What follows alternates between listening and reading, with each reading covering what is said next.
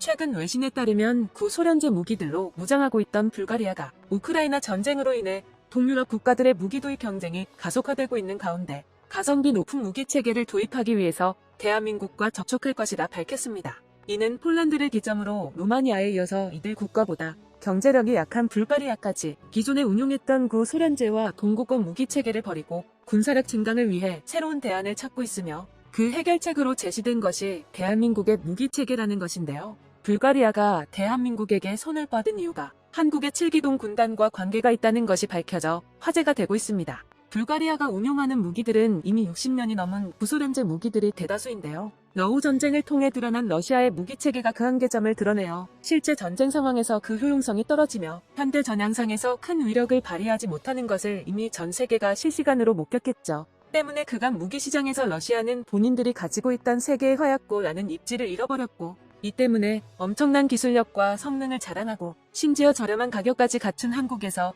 전차와 자주포 도입뿐 아니라 전투 장갑차와 차륜형 장갑차까지 육군의 대규모 도입을 추진한다는 것인데요. 여기에 더해 현재 육군 전력 위주로 K방산을 도입한 폴란드와 루마니아와 달리 해군에서 필요한 잠수함과 전투함까지 도입할 계획이라 밝혀 전체적인 규모는 폴란드가 한국을 방문했을 때와 비슷할 것으로 추정됩니다. 특히나 이번 불가리아가 제시한 프로젝트 역시 현재 전운이 감돌고 있는 서구권에서 필요로 하는 빠른 무기 도입뿐만 아니라 현지 생산이 가능할 수 있도록 진행될 계획이어서 이미 폴란드, 인도, 노르웨이, 핀란드, 트르키예 등 여러 국가들에게 대한민국의 자랑스러운 빠른 배송 문화를 보여준 전례가 있는 한국이 아니면 불가능하다고 불가리아 방산업계와 현지 여론 모두 입을 모아 말하고 있는데요. 이러한 상황 속에서 불가리아의 무기체계 도입 계획은 특히나 해군력 증강에 그 의의가 있다고 할 수 있습니다. 러시아 연방은 흑해에 대규모 해군 기지를 두고 있으며 이 지역에서 러시아와 유럽, 아시아를 연결하는 중요한 해상 교통로를 보호하는 작전을 수행하고 있죠. 흑해를 끼고 러시아 함대와 대치하고 있는 불가리아에서는 현재 운용 중인 낡은 소형 전투함 몇 대로는 이런 대규모 함대를 거느린 러시아를 상대하기 어렵다는 분석입니다. 때문에 불가리아의 군사력 강화 계획은 2026년까지 해군력과 육군력을 보강하는 1차 사업을 추진하며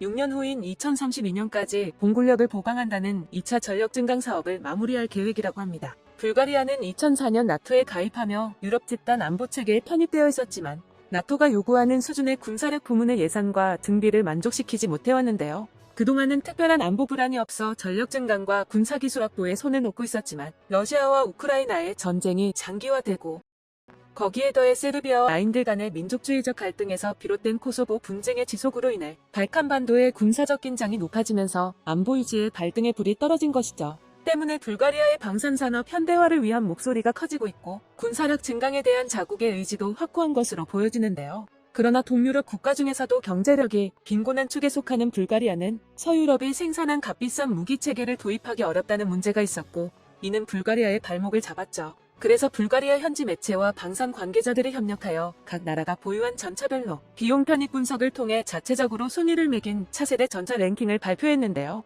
이 분석에서 대한민국의 K2 표전차가 자랑스럽게 1등으로 뽑혀 화제가 되고 있습니다. 이 내용은 불가리아 밀리터리 군사 전문지가 뽑은 차세대 전차 랭킹의 전문인데요. 불가리아 현지 매체의 K2 표전차에 대한 평가를 번역해온 내용입니다. 자랑스러운 대한민국의 K2 전차가 어떤 평가를 받는지 불가리아 현지에서의 반응을 살펴보겠습니다. 오늘날 전투 장갑차 시장 상황은 최고의 전차들 중 일부가 대한민국에 의해 생산되고 있을 정도로 급변했다. 그리고 이런 사실을 가장 극적으로 확인해주는 존재가 바로 대한민국이 만든 현대식 전차인 K2 블랙팬서이다. K2 블랙팬서는 오늘날 대한민국의 차세대 주력 전차라고 할 수 있다. 국방과학연구소와 현대자동차의 자회사인 현대로템이 함께 개발했지만 국산화 비율은 내부 전차 장비 개발 수준에 그쳤다고 볼 수 있다. 공식적으로는 미국의 M1 에이브람스를 기본으로 설계된 또 다른 한국 전차 K1을 더욱더 진보시킨 후속 개발 형태가 K2 블랙팬서라고 보도되고 있다. 그러나 사실상 K2 블랙팬서는 미국의 M1 에이브람스, 독일의 레오파드2, 프랑스의 르클레르 그리고 구소련 연방의 T-80 등 세계 최고 수준의 4개 전차들의 장점만을 조합해서 만든 하이브리드 전차이다.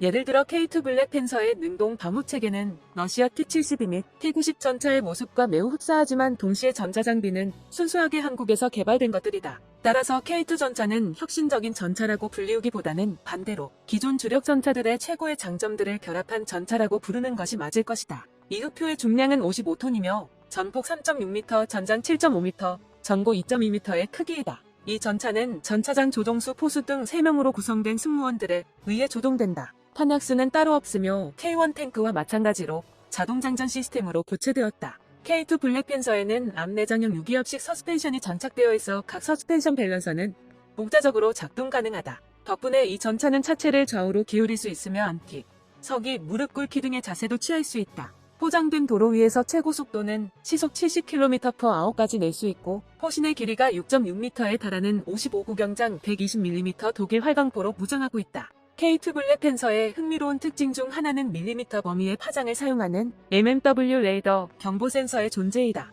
이 시스템은 K2 블랙팬서를 향해 날아오는 대전차 미사일이나 포탄을 찾아내 자동으로 적 센서를 교란시키기 위한 전자 충전재를 뿌리거나 연막탄을 발사하여 위협으로부터 숨을 수 있게 해준다. 하지만 K2 블랙팬서는 이런 수많은 장점들과 각종 첨단 부가 기능을 가지고 있음에도 불구하고 큰 단점 하나를 가지고 있는데 그것은 바로 비싼 가격이다.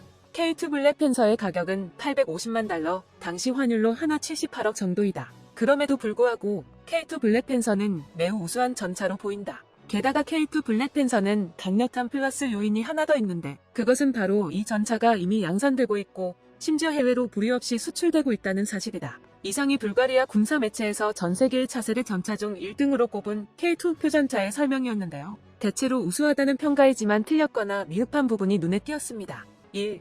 국산화 비율. 앞서 불가리아 매체에서 말한 것과는 다르게 K2 표전차의 국산화율은 84%에 달합니다. 무기 국산화율을 산정하는 기준은 부품과 가격 비중인데요. 통상적으로 국산화 비중이 60%를 넘으면 당당하게 메이드 인 코리아로 인정받는다고 합니다. K2 전차 개발 당시 가장 큰 이슈가 되었던 것은 독일산 변속기를 장착했다는 사실이지만 지금 세계 방산 시장을 장악하고 있는 K2 전차가 한국산 명품 무기라는 데에는 아무도 토를 달지 않고 있죠. 중요한 것은 부품이 어디서 왔는지가 아니라 누가 이 무기 체계를 조립했는지가 핵심이기 때문입니다. 국산 부품이 아무리 많아도 이 체계를 통합해 하나의 장비로 거듭나게 하는 기술이 없다면 아무 의미가 없기 때문이죠. 이 독일 활강포, K2에 탑재된 55구경장 120mm CM8 활강포는 대한민국 국군의 자체 개발품으로 알려져 있으며 불가리아 매체가 소개한 내용은 앞서 설명했던 독일산 변속기를 자료 수집 단계에서 오인한 내용이 아닐까 생각됩니다. 3. 비싼 가격. 이 말을 듣고 불가리아 매체에 대한 공신력이 의심됐는데요. 본인들이 뒤이어 언급한 다른 전차들의 가격을 보면 왜 이런 말을 했는지 정말 의문입니다. K2 흑표 전차의 가격은 하나 78억 원 정도라며 비싸다고 평가했는데 본문에서 5위에 집계된 튀르키의 알타이의 가격은 무려 152억 원에 가깝고 3위에 집계된 프랑스의 르클레르 전차도 147억이라는 엄청난 가격을 자랑하고 있죠. 아마 본인들이 도입하기엔 비싸다는 평가이지 않을까 조심스럽게 예상해봅니다. 이 기사를 통해 한국 무기의 현재 입지가 어떤지 잘 알 수 있었는데요. 불가리아에서는 대한민국이 만든 무기체계가 기존 무기체계의 장점을 모아서 한국화시킨 하이브리드 무기체계로 인식되고 있다는 것이죠. 이는 달리 말하면 혁신적인 신기술은 서방 세계의 전유물이고 한국은 기존 기술을 강화해 적용시키는 것밖에 못한다고 받아들일 수 있는데요. 물론 기존 무기체계의 장점들만 모아서 하나로 통합시켜 선보일 수 있는 노하우와 기술력은 아무나 흉내낼 수 없는 대한민국의 강점으로 작용하고 있죠. 그게 말처럼 쉬웠다면 K2표와 같은 성능의 전차들이 전 세계에서 만들어지고 있었을 테니까요. 하지만 실제로 성공 사례는 극소수에 불과한데요. 본문에서 5위에 집계되었던 알타이 전차도 트레키의 방산업체 오토카르가 현대로템의 설계 지원 및 기술 이전을 받아 K2의 설계를 기반으로 개발해낸 것이기 때문이죠. 이는 불가리아가 한국과 무기협약에 대한 접촉이 전혀 없었던 상황에서 갑작스레 불가리아가 대규모 무기 도입 사업을 추진하기로 결정하면서 일어난 일로 치부할 수 있을 것 같습니다. 노르웨이에서 절충교역 조건 미충족으로 인한 수출 실패라는 고배를 마셨지만 극복해내고 폴란드와 인도 등 세계 각국에서 한국 무기 도입을 강력하게 추진하고 있는 가운데 앞으로 동유럽 무기 시장 역시 대한민국이 휩쓸 것으로 전망되고 있는데요. 이 기세를 이어 세계로 뻗어나가는 K방산이 되기 위해서는 혁신이라는 보이지 않는 유리천장을 깨부수고 날아갈 수 있어야겠죠. 오늘의 이야기는 여기까지입니다. 시청해주셔서 감사합니다.